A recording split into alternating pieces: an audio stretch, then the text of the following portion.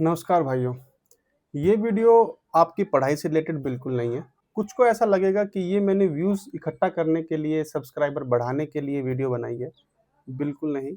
ये आखिरी समय में जो बच्चों के ऊपर अलग-अलग प्रकार के प्रेशर रहते हैं जब एग्ज़ाम पास आता है, उस समय ऐसा होता है कि मॉक में भी नंबर कहीं रुक जाते हैं तो टेंशन बढ़ जाती है। घर की उम्मीदें जब आपके ऊपर बढ़ जाती हैं तब टेंशन बढ़ती है। टाइम पास आता है तब टेंशन बढ़ती है और डर लगना स्टार्ट हो जाता है। 1 हफ्ता 10 दिन पहले आपके नंबर कहीं 80-85 के आस-पास आ रहे हैं और अब कुछ दिनों से 75-73 ऐसे आ रहे हैं। किन्हीं को लगता होगा प्रीवियस ईयर क्वेश्चन में नंबर बढ़ते हैं और मॉक में नंबर कम होते हैं। सबकी अपनी-अपनी टेंशन है। कुछ की टेंशन होगी कि लास्ट चांस है, क्या करें, अलग से एक एग्ज़ाम का प्रेशर है। कुछ को एग्ज़ाम टाइम के अंदर टेंशन होती है, हाथ काँपते हैं, सिर दुखता है और सब कुछ हिलने लगता है। अगर आपके साथ भी ऐसा है तो ये वीडियो बस आपके लिए है। अदरवाइज़ आप यहाँ से ही पीछे हट सकते हैं और अपनी पढ़ाई कंटिन्यू कर सकते हैं। तो अब क्या करें? कैसे एग्ज़ाम सेंटर में आपको टेंशन मुक्त हो पाएँगे? ये चीज़ मैं अपने एक उदाहरण के तौर पे बिल्कुल आखिरी में बताऊँगा और जब बताऊँगा, तब बताऊँगा कि मैं अब बता रहा हूँ अपनी बात। तो आपको अच्छी लगे तो सुन लेना, नहीं तो वहाँ से भी आप पीछे अपनी पढ़ाई की तरफ जा सकते हो। ये मुझे 10 मिनट दे दीजिएगा, शायद ये 10 मिनट आपके लिए फ़ायदेमंद साबित हों। सबसे पहले आपके त्याग की बात करता हूँ। आपने त्याग दिया है अपने हर उस फंक्शन का, हर उस पार्टी का, हर बर्थडे पार्टी का, शादी का, जहाँ आप नहीं गए इन 1 से डेढ़ साल के अंदर। बस पढ़ाई और अपना एक कमरा, उसको ही दुनिया बना के रखा है। बहुत सारे बच्चों के साथ वीडियो कॉल पे रहता हूँ, दाढ़ी इतनी बड़ी-बड़ी रहती है, बनियान में वो रहते हैं, अस्त-व्यस्त सारी चीज़ें रहती हैं, बस किताबें उनकी सही तरीके से रखी होती हैं। 10-10 घंटे एक जगह पर बैठना और पढ़ना, अपने उस कमरे को बस अपनी दुनिया बनाना, तैयारी की वजह से, टेंशन की वजह से, डर की वजह से नींद का ना आना और नींद आ भी जाए तो केवल सपने सिलेक्शन के, ड्रेस के, एएलपी के ही आते हैं या फिर आपको गवर्नमेंट जॉब के आते होंगे। हमारी बहनें, लड़कियाँ संवरना भूल जाती हैं, इधर-उधर जाना भूल जाती हैं, केवल पढ़ाई के लिए और अपने सपने को साकार करने के लिए, क्योंकि सबको पता है चाहे वो लड़का हो या लड़की, एक बार अगर नौकरी मिल गई तो ये सपने हम अपने कभी भी पूरे कर लेंगे और वाक़ई में ये बात सच भी है। ये सब चीज़ें मुझे पता कैसे है, क्योंकि मैं भी यहीं से बीता हूँ। ये सब जीवन मैंने जिया है, अपने घर, अपनी फैमिली, बच्चे, बीवी और माँ-बाप को छोड़ के कहीं दूर एक कमरे में बैठ के सुबह निकलना, केवल शाम को खाना खाने के लिए आना और चाय लेके फिर पूरी रात पढ़ना उस रूम में, ये मैंने जिया है। तो मुझे पता है कि आखिरी समय में क्या चिंता होती है, इसीलिए ये वीडियो बना रहा हूँ। हाँ, मैं वीडियो बनाता हूँ, कहीं न कहीं मेरे भी मन में होता है कि व्यूज़ अच्छे आएँ ताकि मुझे भी मोटिवेशन मिले, पर ये वीडियो व्यूज़ के लिए बिल्कुल नहीं है। एक भाई का आज फ़ोन आया कि सर, मैं अब जो पेपर लगा रहा हूँ उसमें मेरे कांस्टेंट नंबर बैठ रहे हैं। अब उसको समझ में नहीं आ रहा था कि क्यों हो रहा है। अगर आप अब इस समय कोई प्लेटफ़ॉर्म दूसरा चेंज करेंगे जहाँ आप पहले एग्ज़ाम नहीं देते थे, तो आपके नंबर बिल्कुल वहाँ से कम हो सकते हैं। अब जहाँ पे आप फ्री टेस्ट लगा रहे होंगे, वहाँ पे अगर आपके नंबर कम बैठ रहे हैं, तो आपको थोड़ी-सी टेंशन ज़रूर आएगी। पर मैं आपको बता दूँ, जो भी टीचर ये आखिरी समय में पेपर बनाते हैं, वो इसीलिए थोड़ा-सा हार्ड रखते हैं ताकि आपकी तैयारी, उनको पता है, अच्छी खासी हो चुकी है और उसको उस लेवल के क्वेश्चंस रखे जाएँ। पर वहाँ पर आपको थोड़ी बहुत तो दिक्कत होगी अगर पेपर हार्ड बन रहा है तो वहाँ पर आप अपने आप को एलिवेट मत कीजिए। आप अपने हिसाब को, अपने आप को प्रीवियस ईयर क्वेश्चन के अकॉर्डिंग इवैल्यूएट कीजिए और अपनी तैयारी पे पूर्ण विश्वास रखें। आपने पहले भी देखा होगा, जो इस बात से एग्री करेंगे वो ज़रूर कमेंट में बताइएगा कि सीबीटी 1 के समय आपके जो मॉक में मार्क्स आते थे, क्या उससे ज़्यादा मार्क्स आपके सीबीटी 1 में नहीं आए? Raw marks. तीसरा प्रश्न, पीवाईक्यू में मार्क्स ज़्यादा आते हैं, मॉक में कम आते हैं। तो ऑब्वियसली बात है, रेलवे का पैटर्न आसान है, जैसा पेपर आएगा आपका मन खुश हो जाएगा। तो वैसा ही पेपर आएगा। पर मॉक जहाँ पे जो भी टीचर बनाते हैं, थोड़ा-सा हार्ड रखने की कोशिश करते हैं, 20-30% तो वहाँ पे मार्क्स कम होते ही हैं। पर वहाँ से आपको पॉज़िटिव लेना है कि जो क्वेश्चन आपको नहीं आए, उनका रिवीज़न इन आखिरी समय में ज़रूर करना है और अब नया पढ़ने से बिल्कुल आपको बचना चाहिए।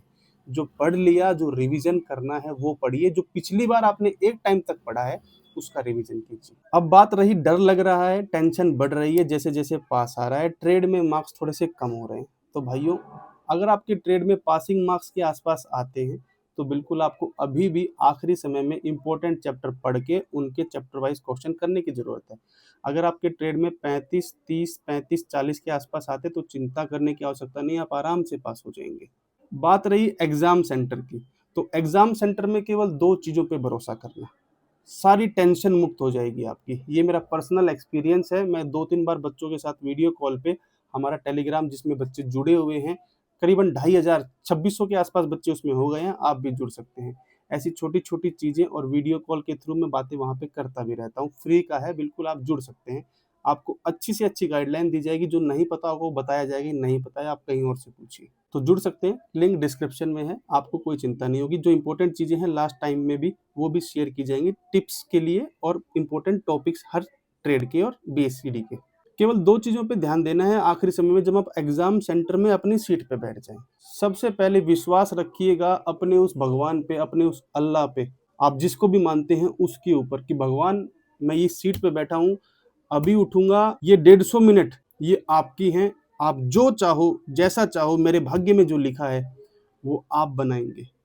ठीक है? मेरा काम है कर्म करना, मैं अपनी मेहनत दूसरी चीज़ पे जो आया हूँ, उस पे मुझे विश्वास है।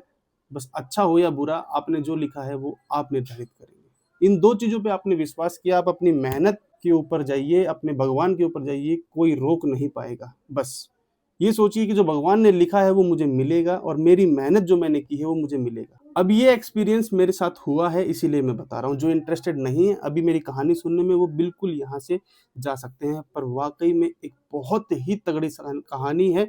ये समय वो रहा है मेरे साथ में। मेरे साथ मैं हमेशा से साईं बाबा को मानता रहा हूँ और अभी भी मानता हूँ। आप जिसको मानते हैं आप उनको मानिए। मैं इस चीज़ से बिल्कुल रिलेट नहीं करता हूँ कि आप इसको मानिए या उनको मानिए। जिससे आप में श्रद्धा है उसकी। तो मैं स्टार्टिंग से जैसे साइको के एग्ज़ाम में गया था, बात कर रहा हूँ साइको की, तो वहाँ पे मेरी ब्रिक टेस्ट जो होता है उसकी अच्छी तैयारी थी। साइको की बात करूँ तो उसके लिए मैं आपको बिल्कुल सही सजेस्ट करूँगा, पिछली बार भी मैंने बिल्कुल सही और सटीक सजेस्ट किया था, उसकी चिंता बिल्कुल नहीं करनी है। ये पड़ा हुआ है इसको पार कीजिए। अब उस समय क्या हुआ था ब्रिक टेस्ट के अंदर, मैंने जो तैयारी की थी, उस समय इतनी एडवांस टाइप की टेस्ट सीरीज़ नहीं आती, रूबरू आरडीएसओ पैटर्न बेस्ड। तो हमारे समय में जो मैंने ब्रिक टेस्ट की तैयारी की थी, उसमें ये था कि टेस्ट सीरीज़ जो मैंने प्रैक्टिस की थी, उसमें ए, बी, सी, डी सभी के अंदर ऐसा ही था। तो हम देखते ही नहीं थे ब्रिक के अंदर कि मुझे यहाँ पर क्या लिखा है। मैं बस सीधा उस क्वेश्चन में देखता था ए से कितनी ईंटें टच हैं और सीधा लिख देता था। ऐसी तैयारी हुई थी। पर जब एग्ज़ाम में बैठे, तो भी मैंने वो ऑप्शन 7 वाले देखे ही नहीं। वो शफ़ल थे, ऊपर-नीचे लिखे हुए थे और मैं सीधा जो हमारा ब्रिक्स होता है, उसमें देख रहा था बंडल में और सीधा लिख देता था। ये नहीं देख रहा था किस पे जा रहा है। ए का ढूँढा, ऊपर वाले में लिख दिया। ऐसे करते-करते मैंने 25 क्वेश्चन गलत कर दिए थे। जब 26वां मैंने क्लिक किया, ऊपर लिखा था ऑप्शन में ई, पैरों तले से ज़मीन निकल गई थी। वाक़ई में पैरों तले से ज़मीन निकल गई थी, सब कुछ छूट रहा था। तो भाई साहब मैंने क्या किया बस वो बात भगवान 2 सेकंड के लिए आँखें बंद की, मैंने यही कहा भगवान जो तुम करोगे, जो आप करोगे वही होगा, बस मुझे मेरी मेहनत पे विश्वास है और आप पे। आँखें खोली और अपने आप मन में आया कि तू आगे बढ़, 25 क्वेश्चन ये सही कर, आगे वाले। इसके अकॉर्डिंग जो सफल किए हुए हैं ऑप्शन इसके अकॉर्डिंग। वो 25 क्वेश्चन भी सफल किए हुए मैंने सही किए आगे वाले और अगर समय लगेगा तो फिर पीछे आऊँगा। आप विश्वास मानिए मैंने वो 25 क्वेश्चन भी सही किए और जो पीछे घूम के मैं फिर आया, मैं आपको हो सका तो मेरे टेस्ट सीरीज़ साइको का जो रिज़ल्ट आया था वो भी यहाँ पे शो करूँगा। तीसरे नंबर का शायद वो टेस्ट तो आप यहाँ पे रिज़ल्ट भी देख पाएँगे कितने नंबर आए थे मुझे ध्यान नहीं है। मैंने वो घूम कर वो 25 क्वेश्चन भी ठीक किए और टेंशन थी कहीं न कहीं कि दोबारा से जो 25 किए हैं वो जल्दी-जल्दी में किए। ठीक है, बाहर निकला टेंशन ये रही जब तक रिज़ल्ट नहीं आया। पर जैसे ही मैं बाहर निकला मेरे साथ के जो दोस्त थे मेरे साथ आए हुए थे, मेरे जो डिस्ट्रिक्ट है वहाँ से तो उनसे मैंने पूछा, "तुमने देखा साइको में क्या था? ब्रिक टेस्ट कैसा होगा?" बोले, "ज़बरदस्त, 1 नंबर 50 के 50।" फिर आगे चले बढ़े तो मैंने उनसे पूछा, "भई ब्रिक टेस्ट में क्वेश्चन सफल थे?" तो वो हँसने लगे, "अरे! नहीं ऐसे नहीं होता।" साथ में एक भाई जा रहा था कोई तो उससे पूछा, "सफल थे कि नहीं थे?" बोला, "हाँ।" जैसे ही मैंने बोला वो दोनों भाई झट से अपने जो डिवाइडर था उस पे बैठ गए। 2-3 मिनट तो उठे नहीं। तो मेरा ये सारी कहानी बताने का मतलब ये नहीं कि टाइम बढ़ाना है। मेरा कहानी बताने का मतलब है कि अपने पे विश्वास, अपनी मेहनत पे विश्वास रखो और अपने भगवान पे विश्वास रखो।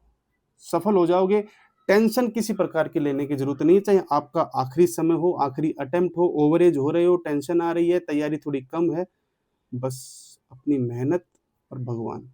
ये 2 चीज़ इसके अलावा कुछ नहीं। उम्मीद करूँगा थोड़ा-सा आपको कहीं न कहीं सीखने को मिला होगा, आपके लिए फ़ायदेमंद रही होगी वीडियो।